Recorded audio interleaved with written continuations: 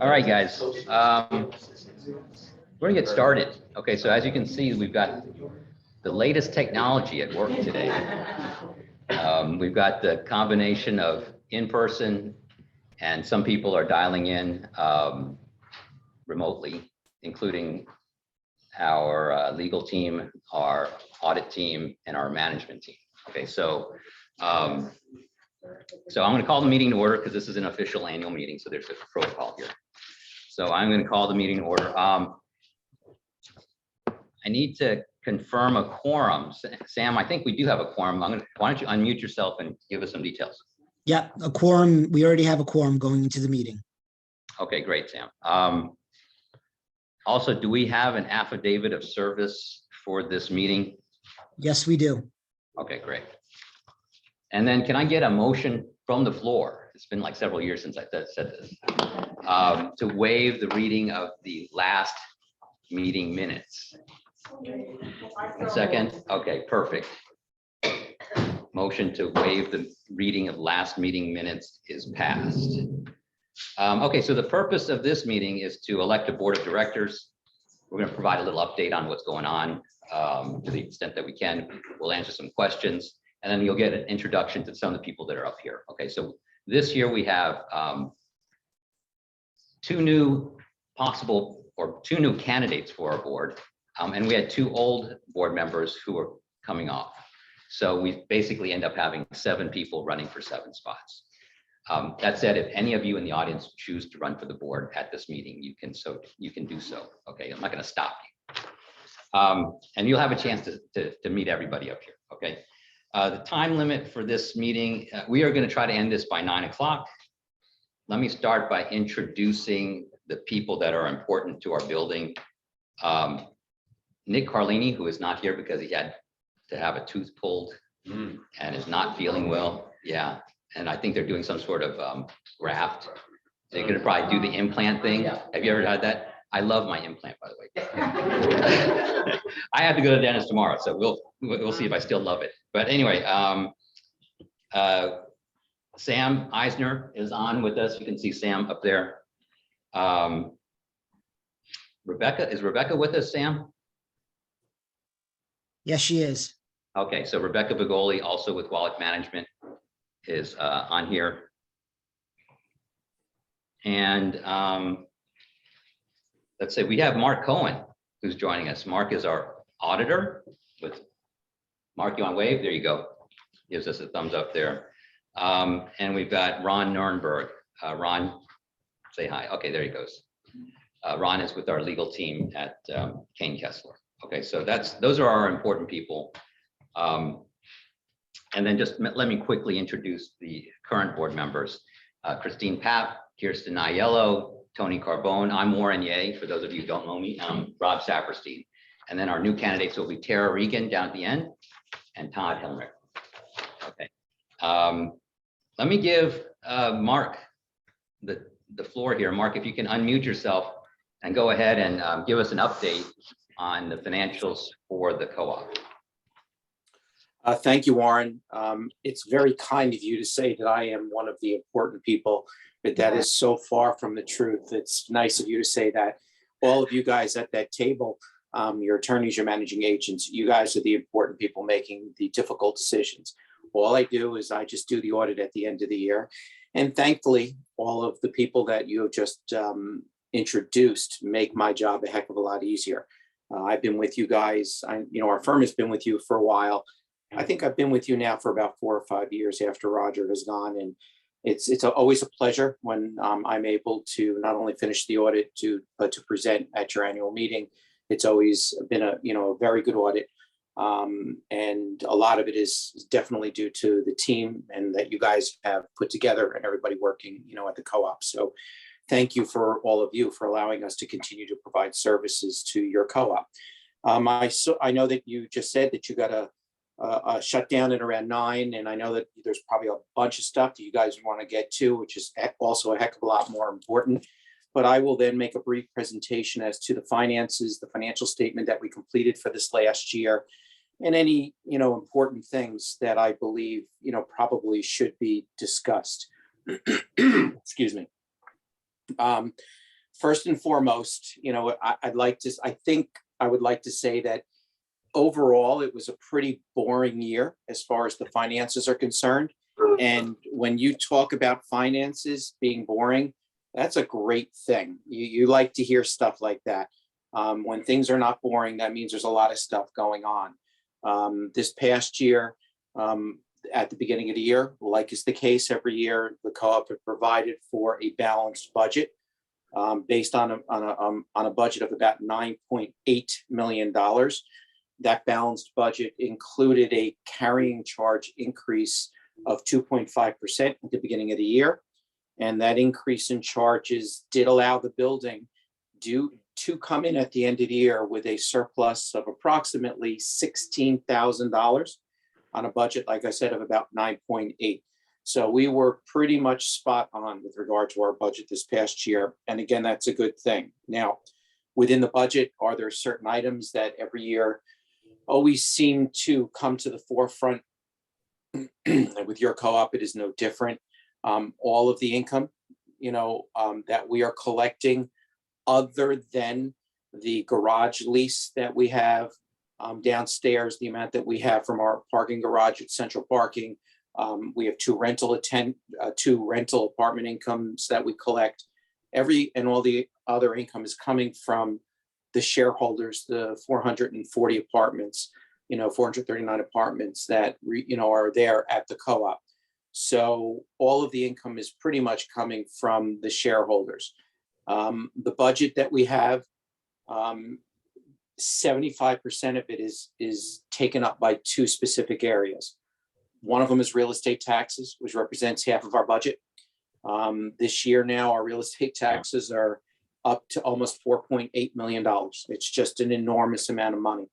And now that if there's one, again, bad thing about the pandemic being over, is the fact that the city of New York has now once again aggressively decided to raise everybody's real estate taxes through the roof. During the pandemic years, there was kind of a freeze, a moratorium on the increase in the taxable values that determine what the real estate taxes for a co-op are. They kind of stayed flat for a while because it's based on comparable real estate and rental values. But all that stuff is now off the table, and we are now starting to see 3, 4, 5, 8, 10% increases in transitional assessed value increases. So what that means is that real estate tax number is going to probably go up by at least $100,000 or $150,000 a year for the next X number of years, even though we protested, even though we try to reduce what it is that they say that the building should be worth for taxable values. That number is going to continue to go up. Another 25% of our budget is specifically attributable to all of the payroll related expenses that we have at the co-op. The payroll, union welfare, pension. We have some guys that we use to basically do some of the painting restoration stuff around in the building. And again, that's another, almost all of our labor expenses are almost $2.4 million now. So just between those two items, that's 75%. We get a small amount for utility expenses, and again, as everybody is very much aware, during inflationary times, those types of items have been very much subject to the inflationary pressures. So the heating costs have been going up, water and, the electricity, the water and the sewer that we pay to the city of New York, all of those expenses go up. Thankfully, the building again is actually metered, and we're not paying for frontage, which means it's basically based on that water that is being used at the building. It's important for you guys to know there still are buildings that are on frontage, and it's an estimate that the city charges. Your water bill for the city of New York is $235,000. And yes, we want people to conserve and use less. But if the building were on frontage, which is an estimate, that number would be twice that amount.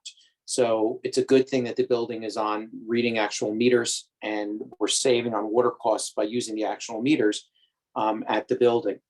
Other than that, we have repair and what I call quality of life expenses that are another $300,000, $400,000, $500,000, including repairs and supplies for the building. The insurance, which will continue to increase. The insurance policies renew January 4th. on an annual basis. And one of the items that has really affected co-ops over the last few years is not only the package policies and the liability policies of increases. Rates have gone up due to all of the natural disasters that have taken place throughout the country, but a specific policy called an umbrella policy, which is a policy that buildings in the city have. Almost all insurance carriers have basically dropped that coverage. We've had buildings whose umbrella policies that were previously $30,000 go up to $230,000. We've seen that. Sam is kind of shaking his head because he sees that and all the other buildings that we represent. And it's a really scary thing. Thankfully, as I knock on wood over here, your umbrella policy is not a huge number. So has it gone up? Has it probably doubled over the last couple of years? And is it going to continue to go up? The answer is yes. But we've not seen the type of increases that we've seen in other co-ops. So that's a very good thing also. So again, other than that, across the board, the building did pretty well. We are right in the middle of our mortgage refinancing that was taken out in 2017. I believe it was February of 17. Your cooperative refinance took out a $10 million mortgage. And that mortgage rate that you guys are locked into is 3.185%. I would like to repeat that. That is 3.185%. Because right now, if we were going to go out and get a mortgage, that number would be anywhere probably about 5.5% to 6%. So your co-op is sitting pretty locked in at a really low rate. More importantly, again, something that I think that I have discussed at prior annual meetings, and it's something that should continue to be mentioned on an annual basis, is that your co-op, again, at 439 units, the entire mortgage you guys took out was $10 million. At the time that we're going to have to pay this puppy back when it becomes as a balloon in 2027, it'll be approximately $7.6 million. If you divide that by the number of units at the building, that comes out to less than $20,000 per apartment. Again, less than $20,000 per apartment. I will tell you for a fact, we handle no property within the city of New York where the average debt per apartment is well in excess of $50,000 to $75,000 per apartment. So you guys are dealing from a very good position of strength in that you do not have a big mortgage. You have a reserve fund. It's not a huge reserve fund, but you have a reserve fund. I am sure that you guys could spend that money by the end of the year on the things that you want to do. And I'm sure you're going to talk about them a little bit later. And that is the fine line that we talk about all the time. But the reality is that there is a reserve fund. And if and when it is necessary to start to borrow more money, to do more improvements, the building has flexibility because of the fact that the total debt for this building is not a big number. It only represents 5% of the building's budget on an annual basis. It's about $521,000. It is very common that buildings debt service are at least 10 to 15% of a building's budget. And that's another reason why, again, we're able to put through smaller increases because the debt service is at a smaller number than what we see at other buildings. So again, we toe the line, we stayed the course, beginning of the year, the end of the year. The combined cash that we had in our operating and reserve funds was in the range of around $3.5 million. Our payables, the amount of unpaid bills, are relatively current. We're paying our vendors on a timely basis. It was around $300,000, and again on a budget of $9 or $10 million, we're current, and that's a good thing because now vendor prices have gone up, and if you're a co-op like you guys are that pays their vendors currently, it allows Sam and your managing agent to go out and get good vendors to do and get it for a better price. So it is important to be able to pay off your bills, which you guys are doing. Your accounts receivable or the amount of charges due from your shareholders, again, has dropped down. At the end of 21. The number was a little higher, but that is only because we were coming off the pandemic and we had kind of given the garage owner a little bit of, time to pay off some prior charges that they were behind on. And now that the pandemic is done, and everything is finished, he's now caught up. And other than a few shareholders, most everybody is paying their charges, on a timely basis. So, and last year, I'm sure you're going to talk about it. It was not a big year as far as capital work was concerned. It was only about $75,000 that was spent on a couple of projects, some small work on the boiler we capitalized, some lighting work that was done. So it was not a big number on capital improvements. So other than that, that's really what's going on. We're just kind of like holding the line right now. We stayed the course. We survived from one year to the next. And that's all that we want to do. We're allowing for expense increases that took place and will continue to take place. Utilities are going to go up, have gone up. Insurance is going to go up. Real estate taxes are going to go up. All of these things are going up. And that's the reason why we still need to do these carrying charge increases on an annual basis and keep the assessment that is in place that we do once a year. It is necessary to be able to maintain and balance the budget moving forward. The two things that are really going to be coming down the road, probably big picture would be, and I'm sure you probably guys have already started it, is I think the garage contract ends in a couple of years, and I'm sure you guys are going to be getting onto that. That'll be a big thing. And then, in another 3 or 4 years, we'll get into the refinancing of the mortgage. And as we get closer, if the rates and when the rates start to come back down again, and they will, generally speaking, they are cyclical. Hopefully, we will hit it right at the right sweet spot and it'll come back down to lower numbers and we can lock back into a smaller number again. So that's what's going on. That's all that I wanted to report upon, bring to everybody's attention. And again, once again, thank you for the opportunity to be able to provide services to your co-op. Is there anything that you'd like for me to respond on or answer to? Any questions for Mark? I mean, that was pretty thorough. Yes, go ahead. You were talking about wages on the staff. I wanted to know, what is the annual spending? Well, okay, so how much are we paying in overtime? Oh, okay. I don't know the breakdown between we did the number that Mark was talking about. Mark, I don't know if you heard the question, but it was about yes. It was about staff wages. That number, that $2+ million number, includes everything: pension, healthcare, the whole shooting match. Uniforms, the whole bit. Okay, so everything having to do with an employee, from what we pay them by the hour all the way to his pension benefits and healthcare and the whole bit. So but as far as the payroll number goes, that's been fairly steady. I mean, this year, the spike has been primarily from all the other stuff. Okay. And that happens because of the negotiations that the union had. Remember, we were almost having a strike. We were all getting ready to man the doors and stuff like that. Well, during that negotiation, some of the other benefits were actually accelerated. Okay. So, but I mean, we do have a breakdown per employee as to what was actual hourly versus what was, the actual, overtime numbers that we pay. The payroll only went up 4% from the previous year. Yeah, and exactly. Based upon the union contracts that are currently in place, that 3 to 4% number is what the union contract increases call for. One of the other things that I think, again, I'll point out real quick also, and I didn't mention it, all co-ops within the city actually lucked out and received a benefit last year, in that the 32 BJ contract gave everybody a 2-month holiday. So for the months of like May and June, the co-op did not spend almost $70,000. Combined, it saved about 70 grand that they gave us a little present there that we didn't have to pay.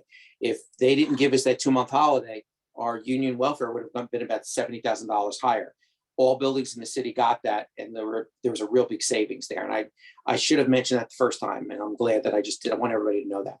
Oh, that's true. That was a nice bargaining thing. Okay. Anything else for Mark? Yeah, the reason I was asking about the overtime charges, because would it be better to hire one more person, depending on A lot of the times overtime? our overtime has to do with people not showing up. Okay, so somebody just calls in sick and then somebody else has to pull a double shift. That's the sort of thing that happens that drives everybody crazy. Okay. So it's not necessarily that we're permanently understaffed, although I will get to that. But really, a lot of our overtime probably is more related to people being out, somebody having to fill in for somebody else, that kind of thing, or bad weather and people are stuck here and nobody else can come in, that kind of thing. In the past, when we had snowstorms where people were stuck here overnight, knew the next shift couldn't come in, those would all be overtime. situations. And there's a lot of issues too. So if we hired another person, we'd be locked into that person. We can't like say, okay, we're gonna let someone go. Yeah. Once you do that, the union requires you to maintain that number of people. So there's a lot of different things. Yeah, I mean, so if we do think about having an additional person, we have to think long and hard as to how to get the most utility out of that person. And whether that's going to be a permanent situation where he will have that much to do for, for as long as he works here, right? That kind of thing. Anything else for Mark? Yes, I'd like to know, will we get new windows sometime? Okay, that's a question we'll deal with later. Oh, Okay, because right now we're just talking to Mark, who's our auditor. Okay, so I'll address that later. I think that's it, Mark. You did a great job. Appreciate it. Thank you, Mark. Thanks for coming in. Thank you, everybody. Please have a nice, cool summer for all of us. We hope continue to stay safe. And as I mentioned, it's a pleasure to see all of you. Have a great day, everybody. All right, Thank you. Okay, folks, let's see here. Let's move on. I did that. So for those of you who are interested in finding like our financial statements, we now have everything loaded onto Building Link. So what you can do is if you log into firstaveowners.com, that'll directly take you to our Building Link page, and you can use your user ID and password to get into Building Link, and then go to the building library, as it says there, and under documents, it'll have all the historical financials up until 2022. Okay, so it's all there. So if you're interested in knowing, like, from sort of doing your own homework on what Mark just told us, I don't believe what Mark told us, so I'm going to go take a look. You can do that. Okay, it's all there. Let me take a few seconds to address some of the things that are coming up. Okay, right now we are in the middle of local law 11. We haven't actually started, but we are in the middle of it because we had to negotiate with our neighbors on 79th Street because they're also doing local law 11, and our neighbors on 80th Street because they're also doing local law 11. And then of course, you can't leave out Agata because they're just a pain. Okay? And they've been dragging their feet, and we finally got approval to use their roof because we have to have access to their roof in order to get all the rigging started. So according to our engineer, it looks like that will take place by middle of August. We'll start seeing all of that move along. I mean, all I know is that we have to file our report by February of 2024.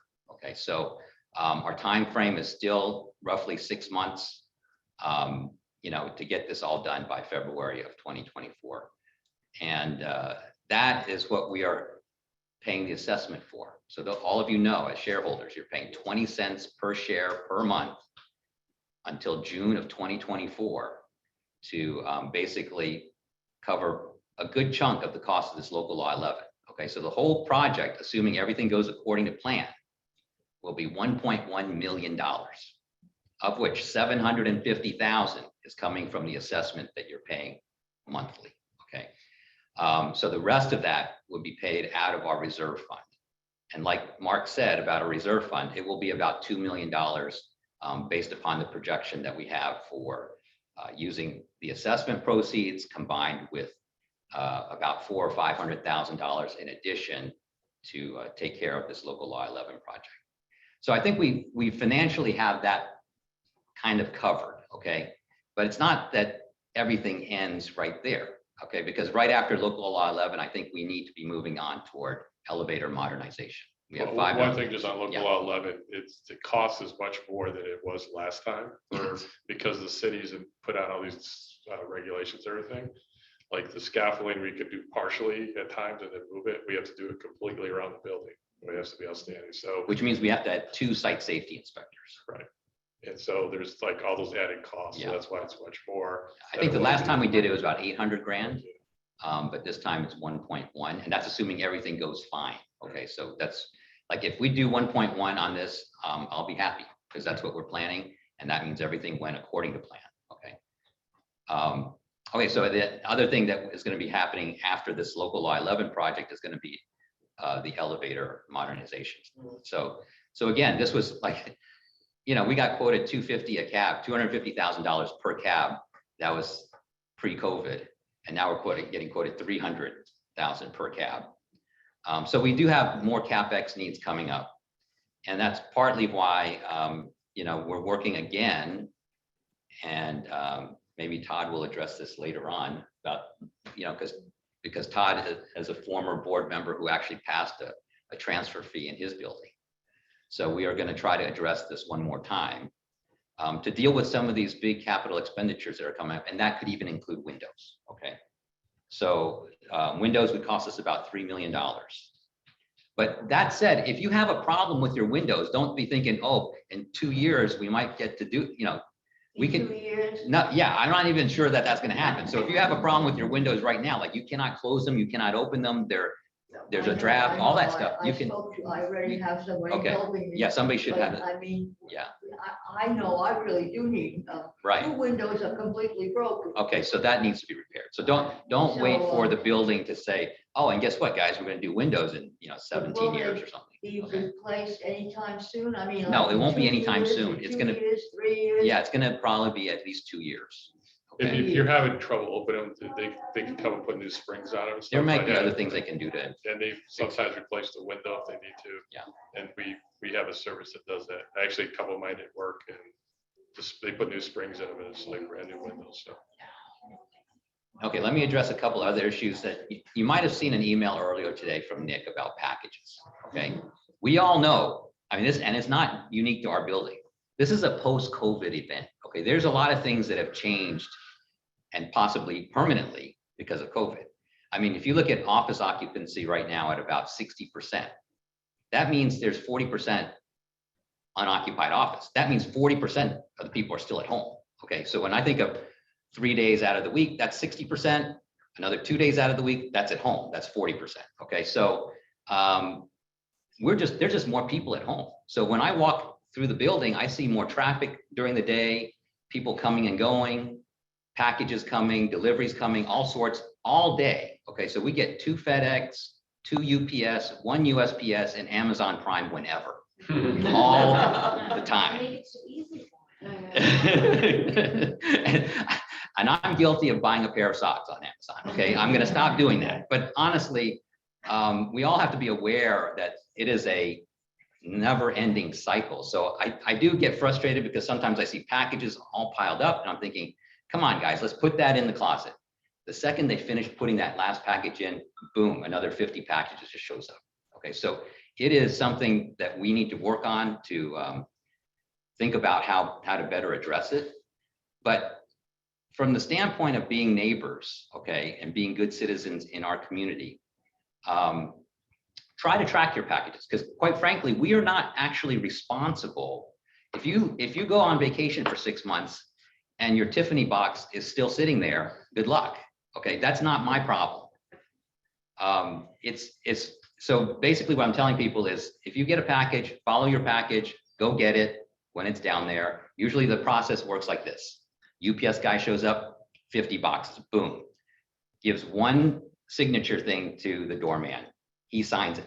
He is technically now signed for 50 boxes. Okay, he did not sign for every one of those 50 boxes. He made 1 signature, and the UPS guy goes, good, and he's gone. That particular signature has just been texted to you, meaning that UPS is telling you your box has been delivered. Okay, I get text messages from UPS. My box is delivered, right? That doesn't mean the doorman actually knows it's there. Okay, now his job is to scan every one of those boxes. And when he scans your box into Building Link, then you get an email. Okay, and that's the process. When you get that email from Building Link, that means the doorman has actually scanned your box. Now, it does happen where the UPS guy drops 50 packages and you get this little text message from UPS saying your box is there, and then you got nothing from Building Link. You go down and you check with the doorman. He may never have seen it. It may never have shown up. Okay, it will be a missing package, and that's not really on him. It may just never have shown up. So you can't go, or maybe it shows up in a couple of days because it has been buried somewhere. Okay. So these are all things that are happening. I mean, it's not unusual. Don't freak out, but the best we can do is stay on top of your own deliveries. Okay. I've had situations where I've lost stuff. And fortunately I got refunded by the company that, delivered it. But basically everybody's like, well, you got to check with the UPS guy, and the UPS guy is going to have to check with, there's like a whole series of things that have to happen, but nonetheless, all I can say is try to be vigilant about the boxes. Okay. Yeah, Yeah, go I ahead. was just gonna add, that if you can, be patient with the summer guys, because sometimes they can't find your package. Yeah. And they don't know you as well. You may have to go there again and say, well, can you look over there or look over there? And that's just because they're not, they're there temporarily. Yeah. It's just not and they don't have the same expertise that our regular doormen have. But just so that you know the logic that happens, or at least the way these things develop, so how things go. Okay. The other post-COVID problem, well, because everybody's around, is that we do have a lot of lobby congestion, and the boxes don't help, but also the fact that the doorman is busy. Try not to engage with the doorman too much. Okay. I mean, like, great, be friendly, but don't be there. Don't park yourself there and be there for 45 minutes chit-chatting about, did you see the last Mission Impossible or something? It's hard. It's hard to be a doorman right now. Okay. Because you got a lot of duties, but his primary duty is security. So quite frankly, if he's got all of his boxes neatly stacked in the closets and he is happily chit-chatting about your new grandchild, and a stranger manages to wander through, okay, that is not good. Okay, so we're still putting security as our number one priority, and we have a tough building. We have multiple entrances. We're not just one, singular skyscraper with one place to come in. We have lots of different entrances into our building. We do have a lot of cameras, but we also have a lot of hallways, and a lot of our hallways do not have cameras. So all of this stuff makes it difficult for our building as far as security goes, and we're just trying to control it to the best that we can. The last thing I want to just address on this post-COVID situation with all of these people here is lobby congestion. I don't know how to say it. New Yorkers are naturally pretty good at crowd control. I think that everybody has a sense that you don't just stop in the middle of Times Square and look at and start texting somebody, because somebody's going to run right into you. Okay. You don't stop at the top of an escalator because somebody's going to run right into you. And that's what our lobby is like. Okay. We have to keep moving. The lobby is not a place to really congregate. I can't say that enough, because especially now it's become more and more congested. Let's keep moving. Courtyard is fine during good weather. If you have a need to actually meet with people in a setting that's not your apartment, we have a community room that you can reserve if you want. Depending on your situation, this room right here is usually not being used. Okay. We have 5Z, which is our what used to be the office for the board, but we rarely use it, and occasionally we only use it now 2 or 3 days a week for the Wallach management person. So we have lots of other places to consider that are not the lobby. Okay, so that's what I'm just going to say. And then as far as kids and pets, let's keep them on leashes. I mean, not the kids.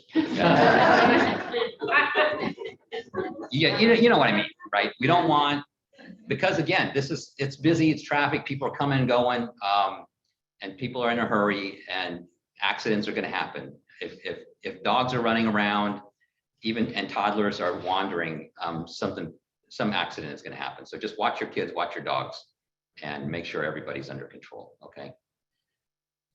Yes. Well, on the 79th Street side, at least, there's an area where there's a table and a bunch of chairs around it. People are going to sit down there and talk to each other. I know, and I get that. I'm not against socialization. Okay, it's not like, well, I may be antisocial, but I'm not against socialization. I get the idea that, what I don't, and it's okay for brief periods. I mean, people would normally wait back there, maybe housekeepers would wait back there for their clients to come home, or those kind of things. It's really more of a waiting area to be, again, away from the traffic area, right? And we purposely didn't put much seating.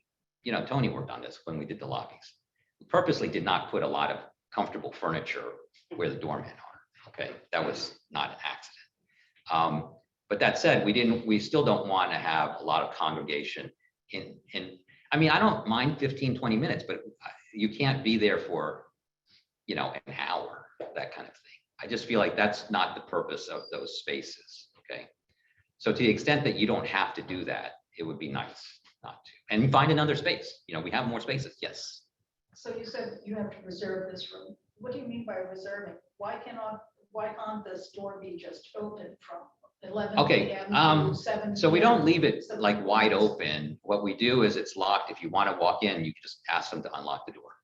Okay, if there's no, like right now it says closed for private event, but if that sign is not there, you can have access to this room. Yeah, then maybe this room should be It used to be Really? unlocked. unlocked, exactly. I think what was happening was things were happening to Well, this no, room. what I heard, one time I was trying to get Yeah. in here and somebody said there was a child that kicked a hole into the wall Yeah, and they have to lock it. But then, you know, the onus is on the parents to kind of take care of the kid and then pay for the damages. But Yes. it shouldn't fall upon all of us not being. having okay, access to the we will children. revisit the use of this community room. It's not that complicated and if necessary, and we can easily just leave it open again.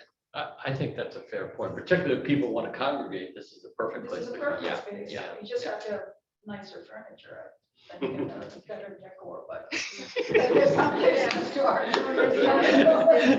Numbers sparkle launchers. Yeah, I know. Some a little moderate, just like you have it in Florida. Yeah, no, we will do some work on that, but I agree. Maureen. I'm Okay, happy to help. okay. Babysitters still allowed to come in here?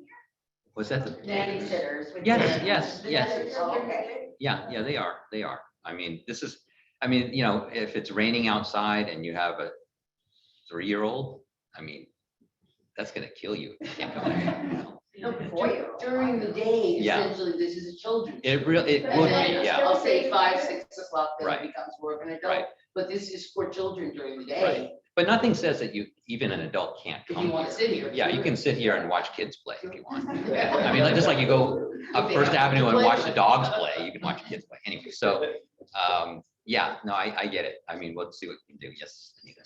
I have a concern about the access on 80th Street. When people are doing laundry, I've seen that door open for hours at a time. Nobody is outside watching who's coming in or out.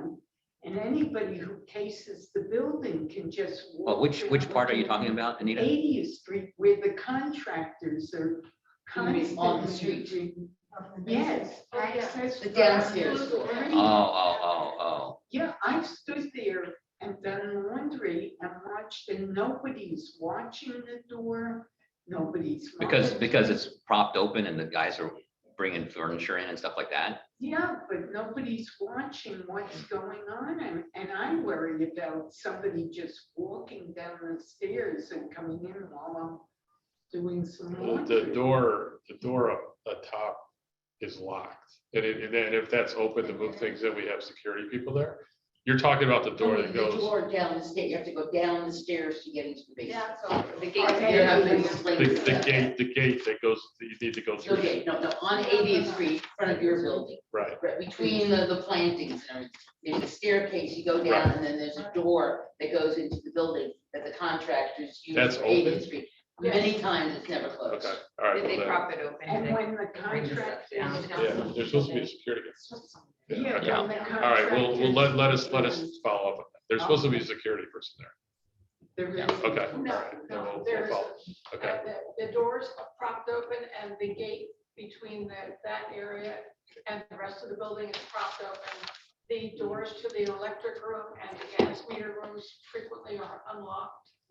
So, I mean, you know, they can Yeah, just, people okay. can just come down those stairs and, I mean, I've seen. Okay, let us- cigarette packs and stuff in the Yeah, electric let us do room, that. That's so. not supposed to be. the way Yeah. it is. Okay. Thank you. That's your side, Tony. Yeah. God, man. No, I thought there was supposed to be security. We'll definitely check on that because I'm like, as these people know, I'm like, security's like critically That's his important to thing, me. man. It's like, if any little thing could happen, I want to get it fixed. So.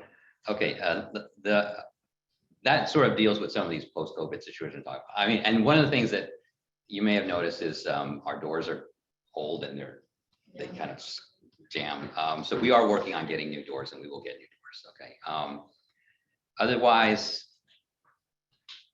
e-bikes, don't get them. Okay, if you don't have to have an e-bike, don't invest in one at this time. They're still working on what, how to basically qualify certain batteries as legitimate, safe, and all this stuff. But I think right now, I mean, and the reason they're being very cautious about this is there are, for a lot of people, that is their livelihood, okay? And I get that. So they don't want to right away say no e-bikes, but they're super dangerous. The fires are bad. Just avoid it, okay? Until we get true rational decisions on this, okay?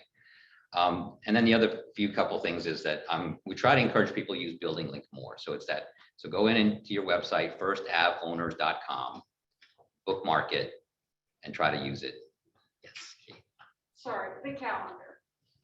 Uh, Does anybody ever put anything on the calendar? No, okay, Because so I was get what you're at a saying, meeting and right. it was on the calendar. Right, I know. Okay, so that's on us, because I think the idea is if I'm encouraging everybody to use a Building Link, then we should be, everything on that thing should be working, okay? So we'll make sure that everything's up to date, and that we can use all the functionality. In particular, the one thing that I'm trying to steer people toward, and we are, behind it all, is to, if you have a work order, if you want somebody to come fix something, you want somebody to snake a drain in your apartment, go to Building Link to initiate the work order. And then that way we have a paper trail of when you initiated it, when somebody showed up. And then at the end of it all, you'll get a chance to do a little survey that says, how good was the job? Okay. So it would be a complete loop, and it gives us some feedback as to who did it. Like if there's one guy that keeps doing all the work, then we want to know who that guy is. Okay. And part of what's going to happen is I think Kirsten is going to be taking over from Claire as far as employee management with Rob. So they're going to take some of that feedback, and that all works in toward how we deal with our employees in terms of. Just to add quickly, we're looking for ways to evaluate our employees in terms of their productivity, in terms of their customer service. And this is something you can help us with by just filling out that, it's quick, it's a couple of questions, and then we can catalog that, and then we'll have a better idea of the service and the job that they did. And we can take that into consideration for bonuses. Views. Compliant with the union. I'm sorry? Will it be compliant with the union? Like. Yes, it would. Oh, Because, yeah. You'll do it certainly with. I mean, okay. so part of the thing Because with, you don't want to like. No, we don't want to piss anybody off. And they'll say, oh, you're being yeah. harassed. No, you are allowed to evaluate Okay. your Yeah, employees, yeah. of course. And I think in general, employees like feedback, okay? And it's hard sometimes to give them the proper feedback if you don't have the proper data. So a lot of times the feedback is nothing other than, screaming at them because they can't find your package or something like that, which isn't the sort of feedback that is really that comprehensive. Yeah, and certainly if somebody's doing a good job, put that in too. Yeah, We're looking for both. There's questions. Yes, let me start with Noreen and I'll go to the back one second. When Yes. when you have new hires, do you have any input into who you're hiring? Is it only left up to Nick, or is there some board member who's also in on it to assess the new applicants? I think that's an important thing that the board members. Yeah, should be involved in. we haven't had a lot of turnover until recently. Okay, and so I will say that in the past 3, 4, 5 months, there's just been a lot of turnover. And so I think your comment is correct. I mean, the board in the past hasn't been that involved because we haven't had to be involved. There hasn't been, other than summer help, there hasn't been that many things that we've had to, not that many people that we're, looking at. But I think at this point, maybe it's something that we should make more of I a. think you should be involved with even summer help. Yeah, I mean, the situations that, the typical things that work has been bringing back summer help on a regular basis, those guys that work out. It's sort of a good internship trial period, whatever, and those people that are good, we bring. I think the problem that we want to run into is that sometimes people who are good may not want to be a doorman, even though they were good as a replacement doorman. They may not want to work that swing shift. They may, so it's trying to match up talent with what they want to do. And then of course, finding talent to begin with that wants to do these jobs. But we'll think about that. That's a probably good point. Yes, in the back. Two things. Both quick items.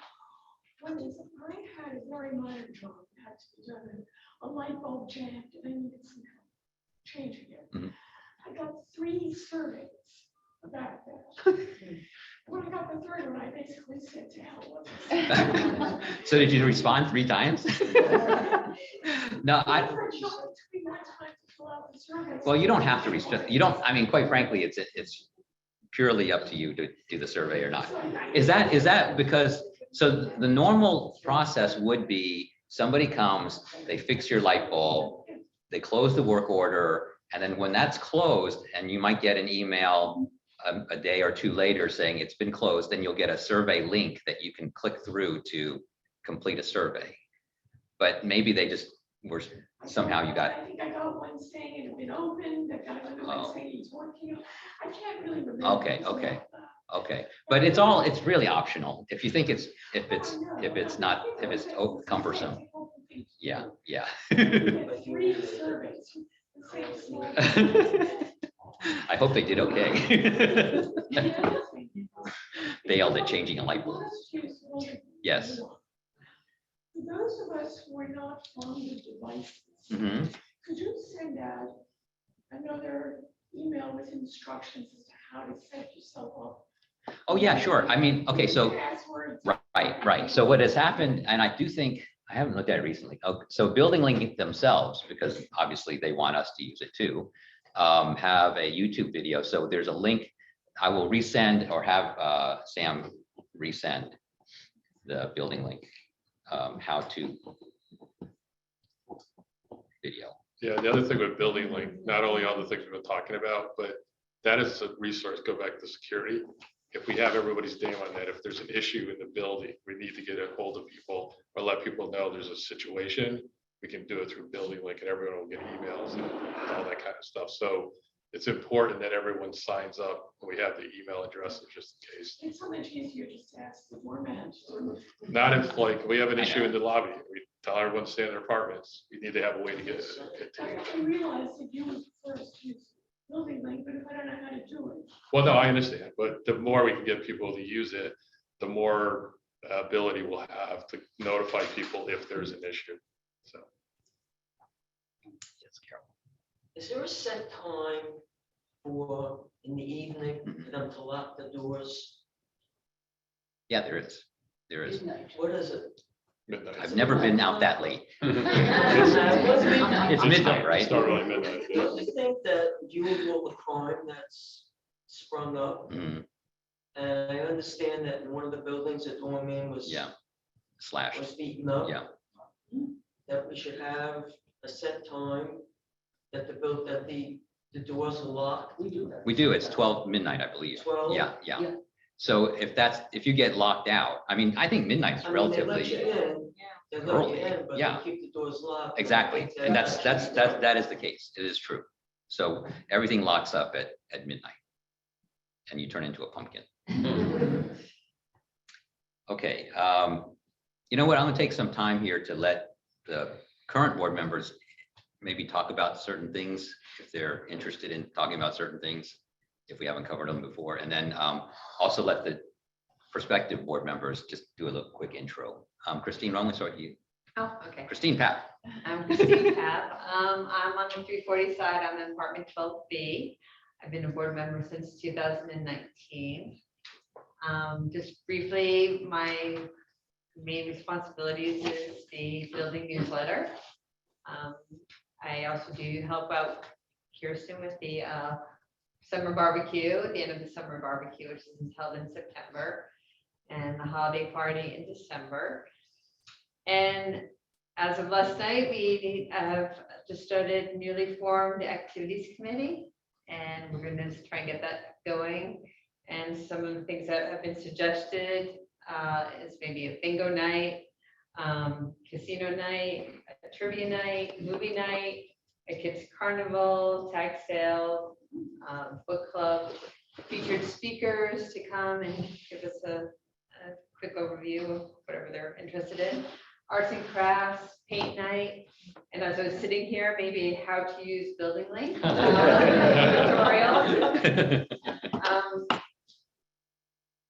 When we met last night, when the members of the committee wanted to do a board game night. So we're gonna do that very soon.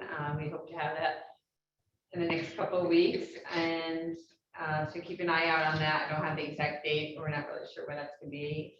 We're also going to put out a survey of things that we're thinking of having. And then we really appreciate the feedback of the things that you want to have, the things that maybe are not listed that you would like to have. And we'll try and put it together. We'll use a Building Link calendar so that everyone knows when we're going to have these events. You know, we have these two great spaces, the community room and the courtyard. And, you know, I'm passionate to use them and to be social and to give people a place to commune and be together. You know, one of my other passions is really to keep our building in a good standing and to have a good quality of life. You know, this is a big investment for all of us. We're all in this together.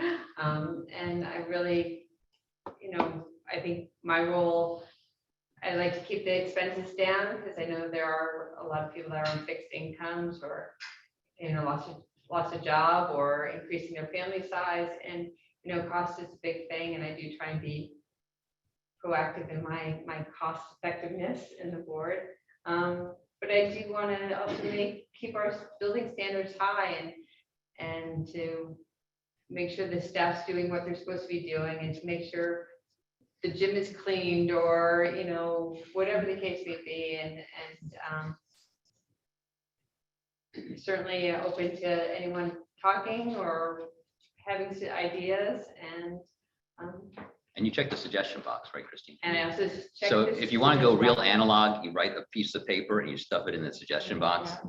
And- Completely anonymous. Okay, you can like stitch little magazine letters together. And Christine will guess who it is. Yeah. So I do check this suggestion box, and again, that, you know, like Warren said, it's all confidential.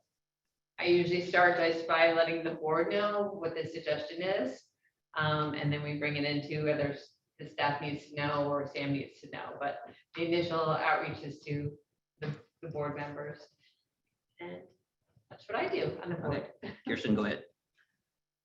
Thank you, Christine. I'm Kirsten Ayello. I've been on the board since 2015. I echo many things that you just said, Christine. I appreciate getting to serve with everyone on the board. I promise you, everyone works harder than you can imagine in trying to make our building better. We can always be better, right? I mean, yes, we work hard. We're doing a great job. We have a staff willing to work, but it takes a community. So yes, it's the board sitting here and shareholders there, but we really are one. And when we see each other out on the sidewalk, you don't even need a suggestion box. You guys are gonna be like, well, maybe they should use this suggestion. But I like the fact that we have conversations and we talk to each other about how to make things better, or if something's bothering you, or you have an idea that we hadn't thought of. That's how we continue to make our building better. And it is an investment that we all care about. I look forward to, I like what you mentioned about the staff. I think it's important that there's accountability and that they are trained, and it was summer help. It's hard, you know, they come in, they're suddenly on their feet. Maybe they don't know exactly what to do, but we can help that to be more clear. I thank you for letting me serve on the board. It's a privilege. Thanks, Kirsten. Hi, I'm Tony Carbone. I'm on 340 East Side too. I've been on the board, I think, since 2012. I'm also the treasurer, so work a lot with Warren. And just so everyone knows, everything we do, we spend a lot of time on, right? Getting different estimates from people, negotiating. We did negotiate the garage, and now I can't believe we have to renegotiate the garage. But you know, we get things like, we made sure that there was only one time a year that they could raise the actual fees on people who lived in the building. So we're always trying to get, you know, concessions from people here in the building and working on things. We have a lot coming up, as you've heard. We are continuously looking at ways to use our money effectively. We negotiated a number of years ago, we refinanced the debt. We got debt down substantially, almost half of what we were paying in prior years.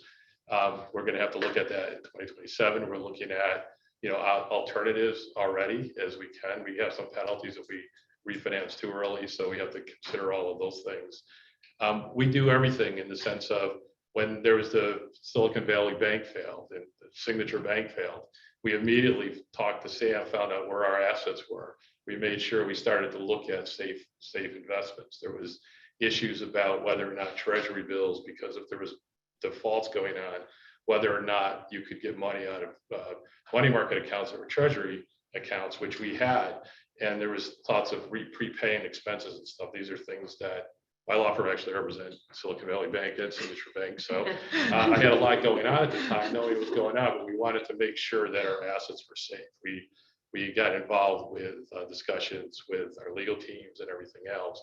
So we're always doing that. And we're continuing to do that.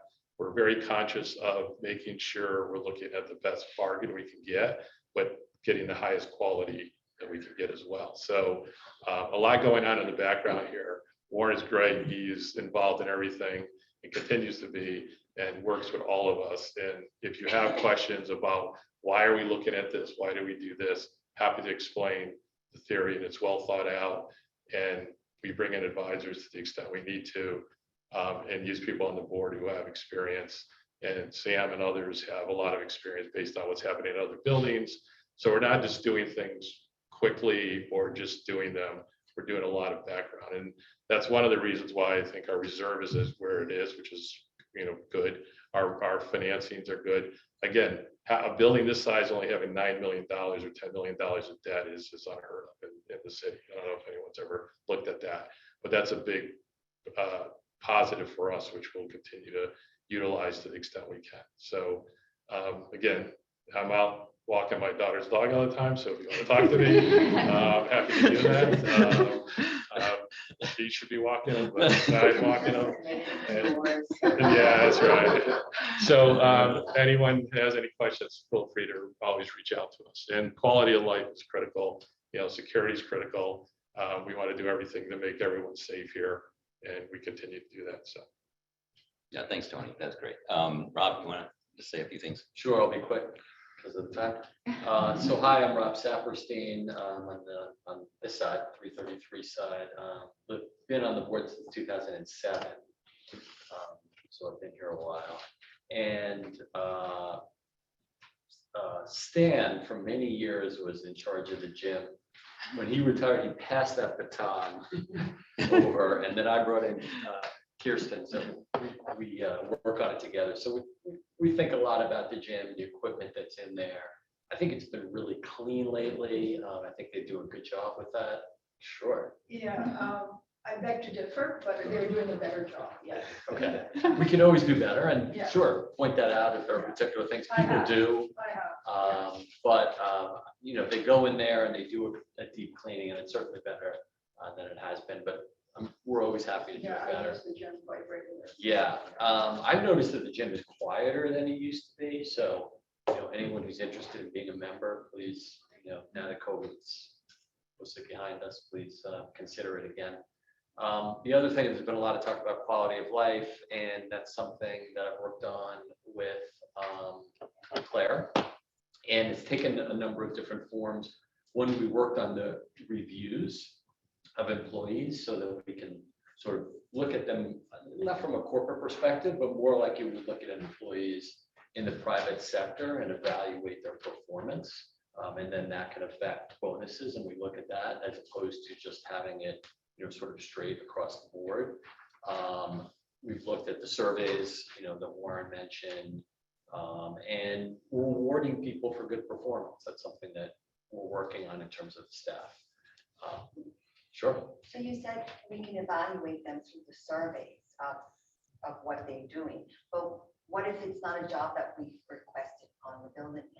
Like if they're So we like can. carrying your packages or. Right, so opening- what the current evaluation system does is it allows you to access like a little drop-down menu of who it was that helped you. So actually even doormen are on there. Okay, so like normally you'd think, okay, I put in a work order and you know, Jamie came up, and so Jamie obviously is on there, Porter's on there, that type of thing. But actually all the employees are on there. Okay, so if you just wanted to give feedback on a particular employee, I'll give you a way to, we'll try to create a way where we can make that link to that survey always available. So you can always give some feedback on a particular person. So if somebody helps you, or somebody doesn't help you, whatever the case may be, you can put some sort of feedback. And it's really just 3 or 4 questions. It's very quick. To the extent you want to do that, and then that would document it for that person. And this could be part of the tutorial on building link. And then the other, you know, just to sort of echo, think a lot about the quality of the building. And actually, a number of people told me, yeah, when I walk into the doors or walk through the doors, they open so slowly, like bang, you know. Yeah. That's crazy, right? So, you know, I kind of brought that up, and everyone sort of agreed, yeah. And then we asked Nick, and he said that the doors are 30 years old, right? So we really have to maintain the building in various ways. Somebody, I don't know, is it less than 30 years old? Anyway, they're old. They're old, they don't make, you know, when they don't make the parts anymore, and it's hard to get parts, and they're that old, that's when it's time, you know, to replace when things aren't working well. So just an example, and you know, feel free to talk to anyone on the board about these things. Someone brought up recently that some of the carpets are turning gray. You know, those Do are we have the, a cleaning? If you want to head it up. we now we do. There you go. I mean, that is a good point. I mean, I do think that you know, one of the things is we have a big building, right? We have 430 some odd units, two towers. And within our universe, our community, we actually have a lot of talented people. And part of what we are trying to do more of, like Christine with the events and the activities committee, and now me and working with Todd on the transfer tax committee, is to try to engage more of the people in our building. Okay, so you don't have to be a board member to have an impact. But if you want to volunteer for these types of things, you want to raise that opportunity, like a cleaning committee, you know, we can certainly think about creating some, and then thinking about who should be on it, and what's your expertise and that type of thing. Okay, this worked really well for lobby by engaging a lobby committee to help to do the lobby. It worked out fine. We have had very good reviews about, you know, the final result. So I think that trying to engage more people in our community is actually a good thing. Yeah, and I just want to thank Warren also just for all the work that you do, holding everything together, and really keeping the building running as well as it does, in addition to Being you the know, IT guy. certainly Sam and Nick and everybody else, but it's a pleasure serving with all of you, so thank you. Thanks, Rob. And And just, thanks to Jen and Claire. Yes, because they're not here tonight, Yeah. but for all they've they're, done yeah. on the board. I mean, one other thing, just like the doors is about $100,000. I mean, so these things start to add up. So we have to really look at what's needed and what's going to help us and make wisest investment decisions. So. Okay, let me go to Tara, because she's one of our new prospective board members. So why don't you give us a little introduction, Tara? My name is Tara. I'm really happy to be here Speak a today. little louder. Sure. Here, actually, My name let's is Tara. I'm move very this down happy there. to be here today. My husband Eric and I have been with 379 for the past 3 years. We have 2 small children. My daughter is 8 years old. Her name's Grace. My son's 2.5. I'm a native New Yorker. I grew up in Brooklyn, born and raised. My mom still lives in the house I grew up in. Prior to living at 323 I was a shareholder at 301 East 48th Street. We did successfully pass a transfer tax. I know it can be controversial, but it really is a great way to generate revenue. And was very successful there. I lived in East Side Co-ops all my adult life, over 20 years, and I'm also on the board of a nonprofit, which has a lot of unique challenges for several years. my day job is surveys, and I never thought I'd hear Yes. the word survey so much like I did today. So I'm in the right room.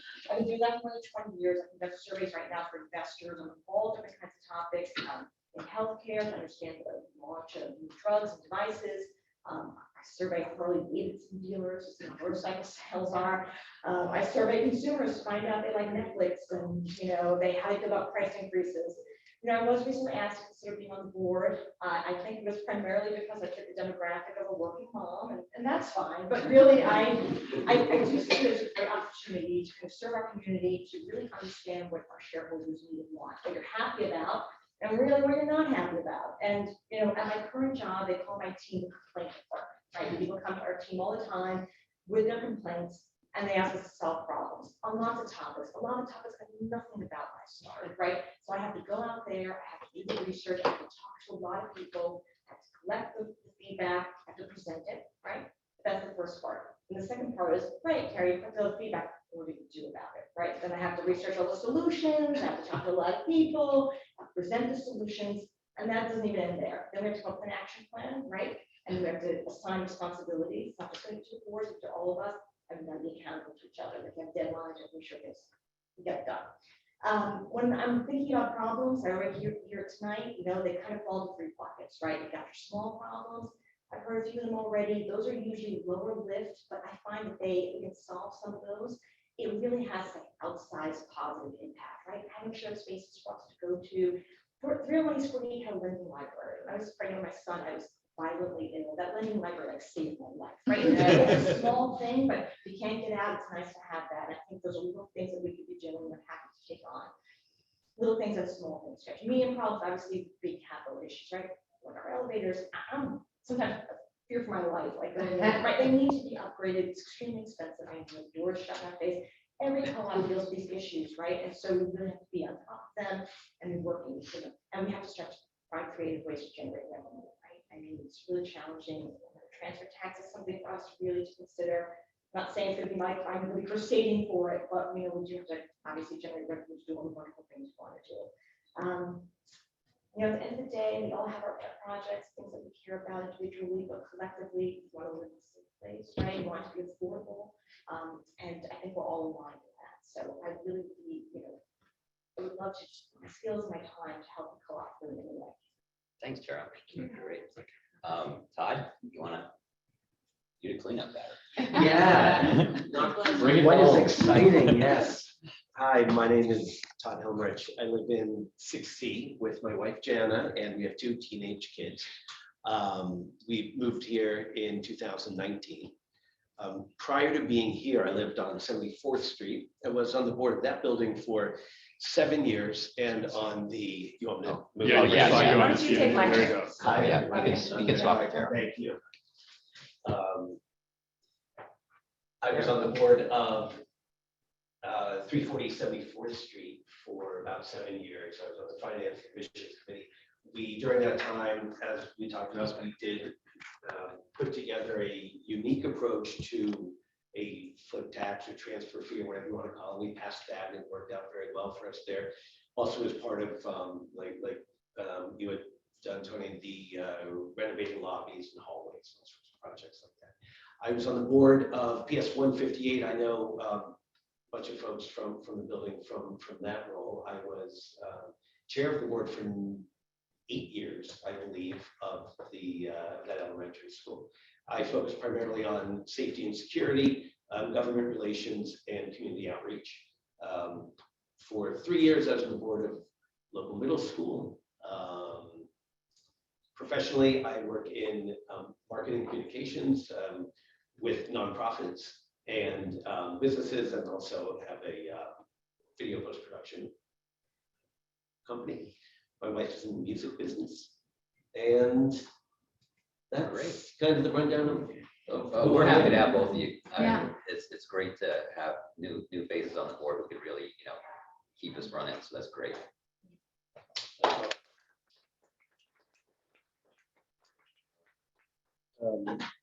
So we got a couple of 3 questions from folks. If anyone has questions that are on Zoom, there's a question and answer.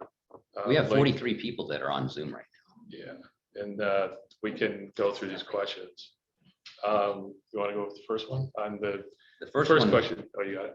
Yeah, the gym, this is a question about the gym hours. Somebody is requesting if the gym could be open for 24 hours. Which, I mean, I don't know if there's a reason why it cannot be, other than maybe, you know, I don't know. I mean, there was a time where some weird things happened in the gym, okay, in the late hours. And then knowing that you have to go through and watch the tape and all this stuff because of some weird thing that happened. I think it was not pleasant. This is not something I don't want to, I mean, it's not something. It involves people. Yeah, there is, that's true. So I mean, I think if people want longer gym hours, we could think about like, okay, you want to come in at 4 a.m. You know, we could think about extending the hours to try to accommodate if there's enough demand. But quite frankly, 24 hours to me is a little bit of a stretch. It opens at 5 It opens at 5. and it closes at. The sign says 5, but it opens At 4, right? Because there's a small group of people That's early. who want to be there at 4. And it's open, and it's midnight, right? No, it Been closed. that way the whole time I've been. I think right now it's like 10 o'clock at night. Okay. Huh? That's the last cleaning. Something like that. I mean, we could look into somewhat extended hours, because I think there was a time where it was closing at 11. But we'll give that some Well, thought. here's a What'd you say? great point. I Compare can the hear weights. when people drop weights, I hear that. Okay. Oh, Okay. My son had that issue in his apartment. Yeah. With So you police don't want to above hear all the over weights gym. at Yeah. 2 in the morning. So that's a good deal. Yeah, okay. What's the next question? Next question is revisiting the policy about food delivery, services being allowed to deliver. You want to take that one? Yeah, I'll take that one. It's the food delivery, whether we'll let people, All the way delivery upstairs? people go up the elevator. And right now, we're not in a position to change that for security reasons. Once someone gets in this building and goes up the elevator, we have no way to monitor where those people are. And we have had I don't know if people know this, we've had a lot of incidents outside of the building. The police are here at least a couple times a week looking at our cameras because of incidents that happen around our building. There's been people mugged out in front of our building in First Avenue, things stolen, like the guys coming down on the bikes will steal people's phones when they're on them. So I'm not trying to scare everyone. You're lowering my property value. All right, but those things are happening. So we just really want to make sure that we're keeping things very secure. If people need to have things delivered, if you're older or you're not feeling well, Or you have small kids. or you have small kids, we will have the porters bring the food or whatever up to you.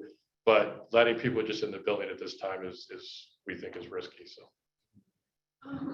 Yes. Excuse me, why are the food delivery guys sort of being singled out? Because we have contractors and nannies, and cleaning people and. That is true. I mean, but I'm not so much singling them out. It's just that incrementally. Okay, so when each layer we add, okay, so nannies are from the outside, they're not, but then they become more of our community because they're coming all the time and they're with your kids, okay? And then secondly, contractors, yes, that's another step removed, but then they are also coming on a regular basis, and we don't allow, there's not that many contractors that work in our building. You need really high levels of insurance. And so those faces also become relatively familiar.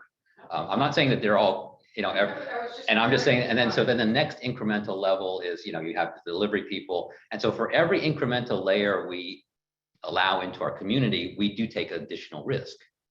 So it's almost to the point where we've already allowed certain levels of risk with nannies, with housekeepers, with contractors. And then that last bit, is it really that necessary that we need to allow delivery people all the way up to your door? Okay. That's where we kind of think we should be able to somehow bridge that gap. Okay. That's kind of the mindset here.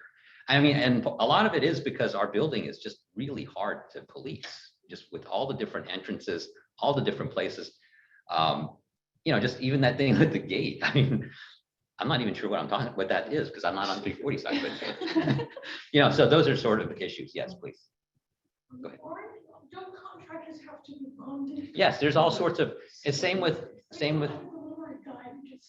yeah, I mean, but even so, there are incremental levels of risk that we take on when we allow people to come and go through our building.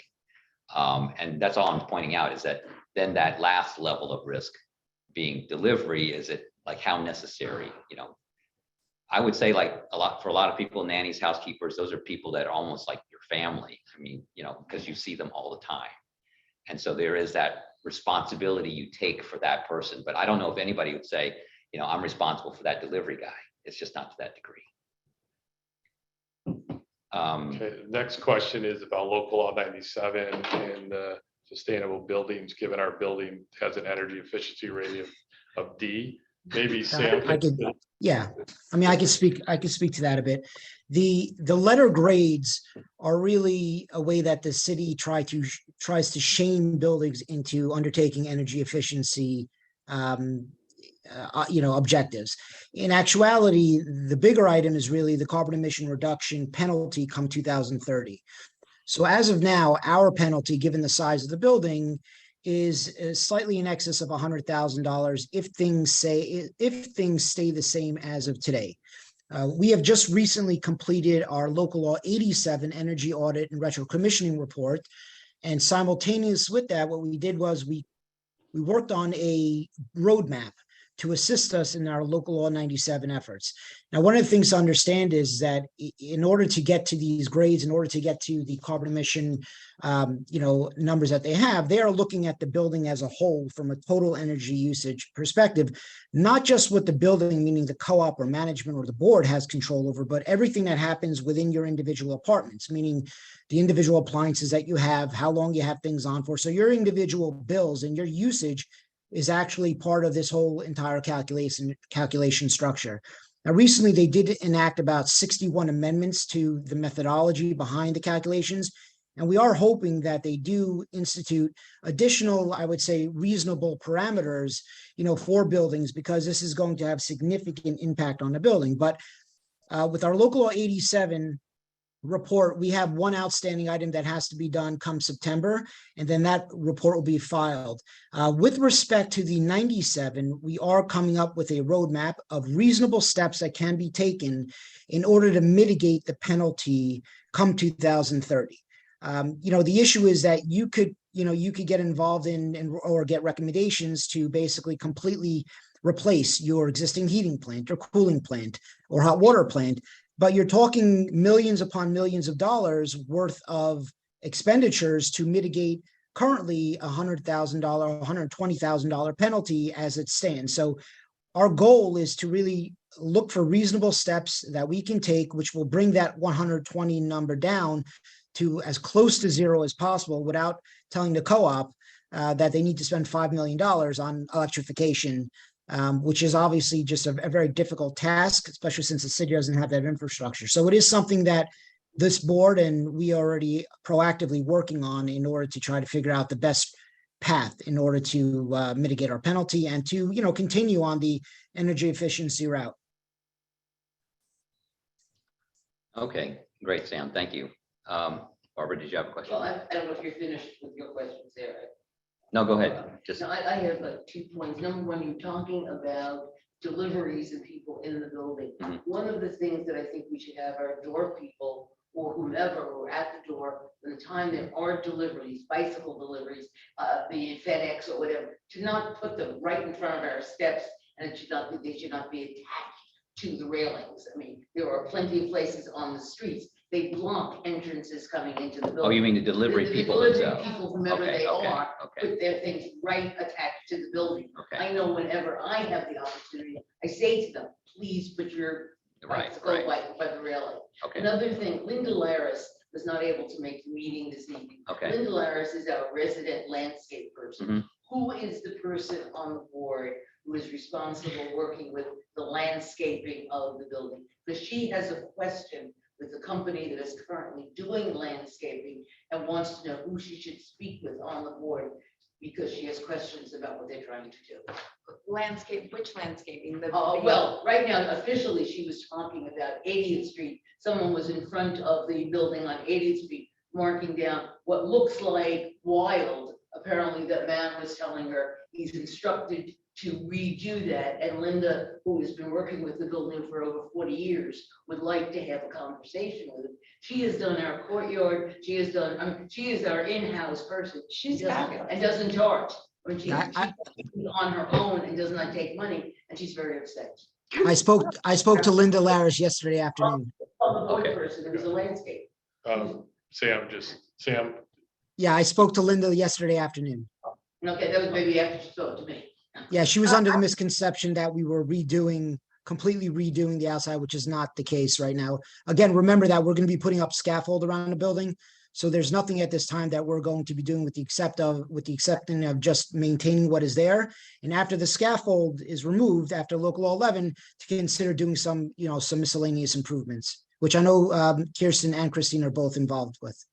Yeah, I've Thank been you. dealing with the landscaping, and Christina's recently stepped up as well, and I talk to Linda all the time. Right, Let's yeah. have a But she conversation. got majorly upset yesterday, and I said, I try to help her.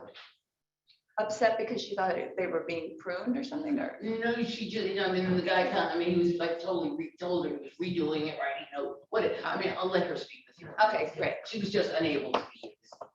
Okay, we're gonna try to get through some more of these real quick, all right? So there was another question about what is a decent level for the reserve fund? And usually our rule of thumb is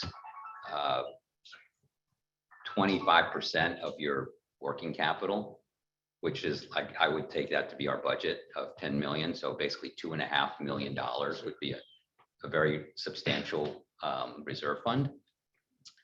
And so they're also asking about if we have other elevator modernization, all these other things coming up, will we have further assessments to deal with that? And the answer is obviously yes, but that's a strong possibility. Okay, so we'll have to assess each project as it comes, because I think we kind of want assessments to match up with the project. And then we'll deal with it as it is. But that's the nature of where we are. Okay, so yes, it'll be probably a little bit of both, where we draw down some of the reserve fund in order to pay for some of these projects, but we also match it with an assessment over a certain period of time. Okay, so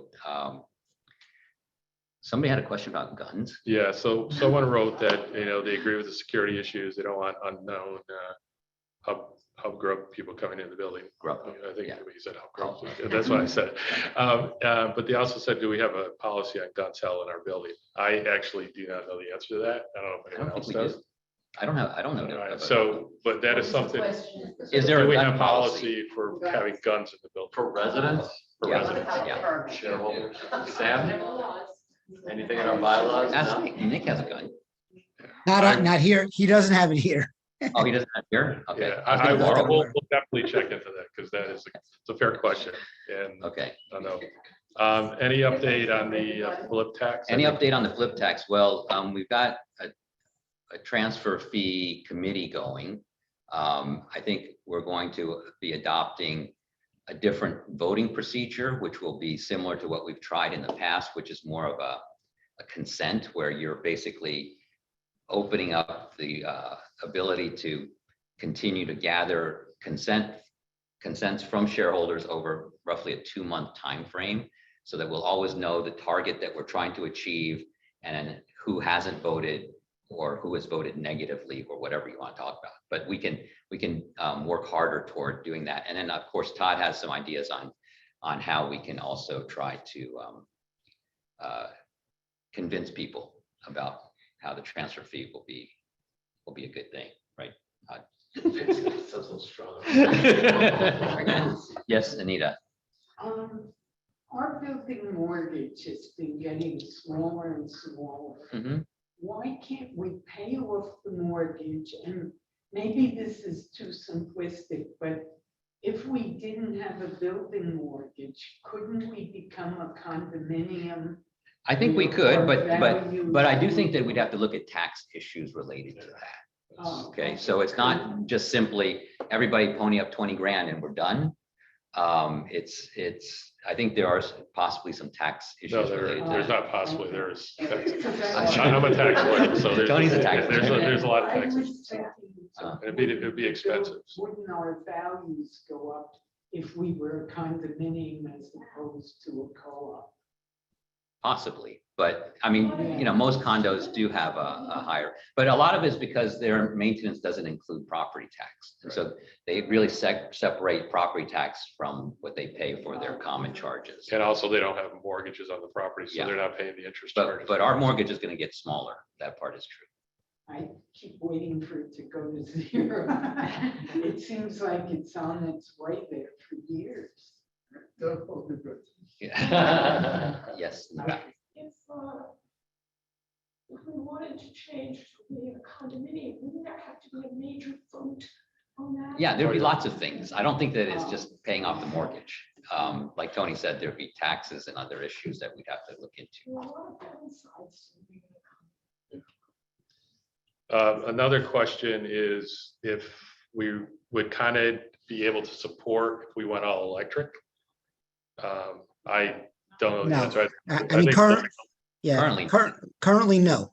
The infrastructure of Con Ed to do electrification for the entire city or for us per se, the likeliness is no, but keep in mind that all of our complete central plant would have to be replaced in its entirety to go to electrification.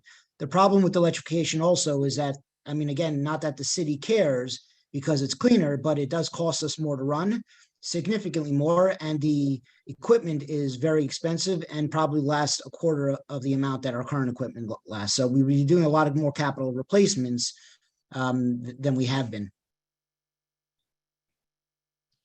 The next question was, can we consider a stronger non-smoking policy in the building? There's often a smell of smoke in the basement and smoke warps into apartments at times. As well as pot smoke. Yes. Well, we're always dealing with this. This is an ongoing issue. It sort of kind of goes in cycles. We'll try to do better on that, on the smoking issue. The next question is, can we do anything about the pigeons? So It's the guy with the gun. there's a guy with the gun. Right, there we go. So I don't know if everyone knows, but the old building used to have a pigeon coop on top. These are homing pigeons. So their only home that they know is this area. So that's why they keep on coming back. And the bird feeders. And then Well, there's that's the the bird first feeder. problem. People Right. feed the They're pigeons. feeding you're it. asking So for. these birds have no idea where else to go because it's their home. And now they're having babies and the babies only know this is their home. So it's a big Yeah, problem. it's an ongoing issue. It's an ongoing issue. Okay, so why are guests not announced? Actually, okay, so the question is, why are guests not announced before it's being sent up to the apartment? They should always be announced. And so I don't know, I mean, if they slipped by, that might be a one-off, but they should always be announced. So if anybody has a problem of guests not, yeah, any visitor, if anybody has a problem where somebody came up unannounced, you should make a note of it and let us know. Okay, even just send an email to. Yeah. Okay, guys, it's 9 o'clock. And if you didn't get your question answered and you're still in the queue, you can send it to us through email, through Building Link, and we'll do our best to address it. But appreciate everybody coming out tonight. Yeah. Thank you. Thank The you. election, Oh, hold on. election. This is an election. Sorry. Okay, sorry. Okay, are there any nominations from the floor for candidates? No? Okay. Basically, everybody has filled out their proxies. We'll have until tomorrow noon time, if you haven't, to submit. And that's kind of it, right? Do I need anything else? Ron, do I need anything else? I think you need something. No, you got the election. To adjourn? Right, if there's no nomination from the floor, you can, the acclamation of the 7 candidates. What, we have 7 candidates for 7. Yeah, it's just, Okay. they're all elected. Okay, so everybody is up here, the 7 candidates, we're all on the board. Thank you. Can I get a motion from the floor to adjourn? Anybody adjourn the meeting? All in favor? Okay. Great. Thank Thanks, you so much everyone. for coming. We do that. When will the It's gonna be